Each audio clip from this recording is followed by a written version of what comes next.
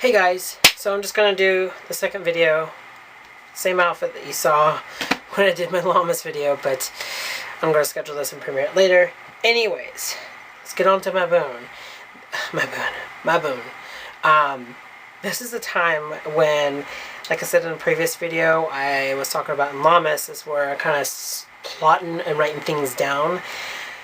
This is the time, around September 21st, this is the time when I actually am putting things in action and working on, put it in momentum, put energy behind it. And I'm actually going with my rough draft of my plot list. It makes me sound like I have a hit list, like I want to get rid of everyone.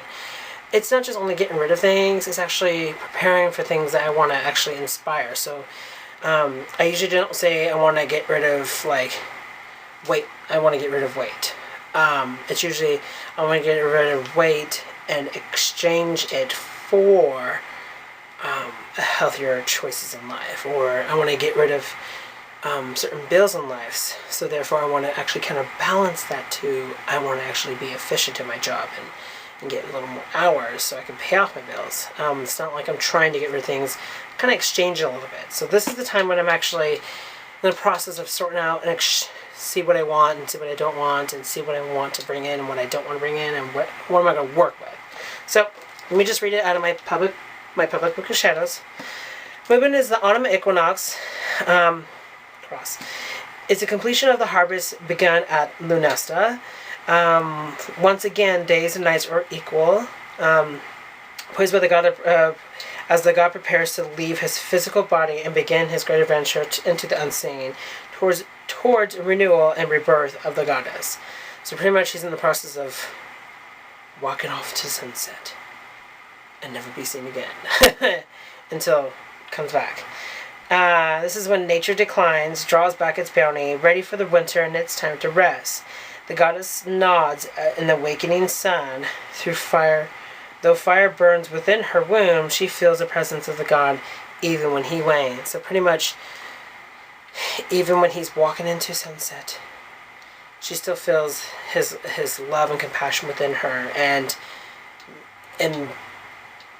by saying so, she's kind of like, she feels a little tingly in her and little fuzzy feelings. And this is the time when she actually needs to go to Planned Parenthood and get a pregnancy test to figure out if she's knocked up or not, because her baby's daddy left in the sunset. Anyways, the herbs are hazel, corn, acorns, oaks, weak stalks, cypress, and pine cones. I stay away from pine cones. I own a pine cone here right now, but I noticed I didn't react to it, I would think. But I stay away from pine needles, walking on pine needles, holding pine needles.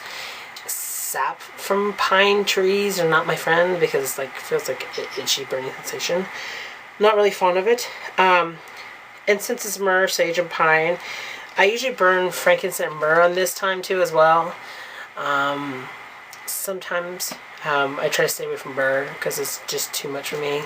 I like frankincense because it gets smoky and it gets that feel of you getting ready to do magics. Candles are brown, green, orange, and yellow. Fall colors. Think of fall color, because this is the autumn equinox. So think of every fall harvesting looking creatures like scarecrows and stuff like that. Decorations are acorns, pomegranates, pine cones, baskets of fallen leaves. And this is the beautiful part, because I usually hold on to those leaves until I hold on to this little basket of leaves, or a little gathering of leaves, and I just hold on to it. And when it gets to Samhain, that's when I start sprinkling those leaves about. If you don't want actually real leaves in your place, because of cats might eat it, or draw attention to people that want to pick your leaves, or dogs, or creatures, or animals of sorts and everything, get fake leaves. Get cloth leaves. Just make sure you wipe them and dust them, keep the dust off, and keep them in like a closed case, plastic bag, something that stays away from moth, or stay away from dust, mites, and all these creatures that might eat it up. But it is a little eco-friendly-ish, I would say, compared to just gathering a whole bunch of leaves and then end up throwing it out, or throwing it in the garbage. If you do get a basket of leaves, I would advise you, after you're done with Samhain, to sprinkle them. It's kind of like you're sprinkling magic, to sprinkle them outside so it can actually recycle. Respectfully pick a tree. You can have a mixtures, but pick a tree where you gather bundles of leaves, fallen leaves, and I like to return it back to that tree because it actually gives back to the tree and it actually feeds the tree. So colors are orange, dark red, yellows and browns. Like I said, think of fall and dark bold colors. Food is bread, cornbread, beans, squash, apples, fruits, vegetables, cider, again, fall season.